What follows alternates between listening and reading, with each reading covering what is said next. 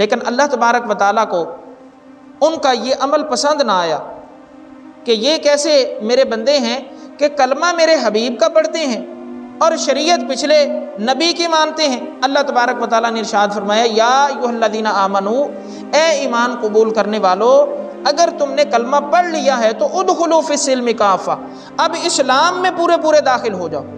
اب وہ والی بات مانو جو تمہیں اسلام منوانا چاہتا ہے، اس بات پہ عمل کرو جس بات کا حکم تمہیں دین اسلام دے رہا ہے، اس بات کی طرف تمہاری توجہ ہونی چاہیے جس بات کا حکم میں نے قرآن میں ارشاد فرمایا یا میرے حبیب نے حدیث میں ارشاد فرمایا۔ ادخلوا فی السلم کافہ، پورے پورے اسلام میں داخل ہو جاؤ۔ تو حضرات محترم، جہاں ان لوگوں کو حکم ہے، ہمیں بھی حکم دے رہی ہے کہ ایمان والو پورے پورے اسلام میں داخل ہو جاؤ۔ اب کہاں آج کا مسلمان اسلام میں داخل نہیں ہے؟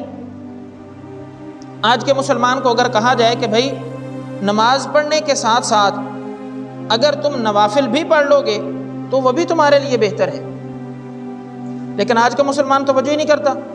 وہ آ کے فقط جمعے کے 2 فرض پڑھتا ہے، بعد میں نہ 4 سنتیں پڑھیں، نہ 2 سنتیں پڑھیں، نہ نفل پڑھے، فٹ سے گھر کو چلا گیا۔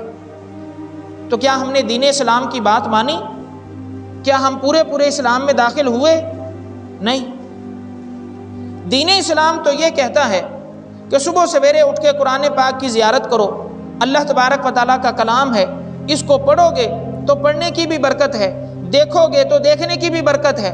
رسول اللہ صلی اللہ علیہ وآلہ وسلم کا بڑا بہترین فرمان عالی شان فرمایا، اے میرے غلاموں، تم اگر اللہ کے اس کلام کی زیارت کرتے ہوئے پڑھو گے، زبانی پڑھنا یہ بھی ایک بہترین عمل ہے، لیکن فرمایا اگر تم دیکھ کے پڑھو گے اللہ تبارک و تعالیٰ تمہیں 2 عبادتوں کے برابر ثواب عطا فرمائے گا۔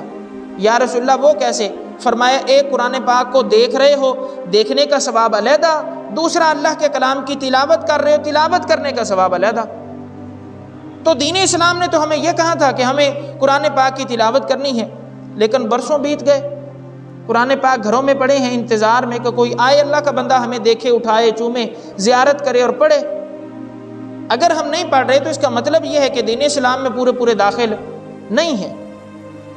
ہم یہاں یہ جٹ طبقہ لوگ ہیں، فصلوں کی کاشتکاری میں ہم اپنے آپ کو صبح سے لے کے شام تک مصروف رکھتے ہیں، چلیں یہ بھی ایک پیٹ پالنے کے لیے کام ہے، لیکن اس کے ساتھ ساتھ جو ہمیں احکامات قرآن و سنت نے ارشاد فرمائے ہیں، اللہ تبارک و تعالیٰ نے اپنے کلام میں بتلائے ہیں، رسول اللہ صلی اللہ علیہ وآلہ وسلم کی احادیث میں ہیں، جب ان احکام کی طرف لوگوں کی توجہ کروائی جائے پھر لوگ آگے سے اکڑ جاتے ہیں۔ حالانکہ انہیں چاہیے کہ وہ بات مانے تاکہ ہم اس آیت کے مصداق بنیں، تاکہ ہم اس آیت پہ عمل کرنے والے بن جائیں، تاکہ ہم بھی کلمہ پڑھنے کے بعد پورے پورے اسلام میں داخل ہو جائیں۔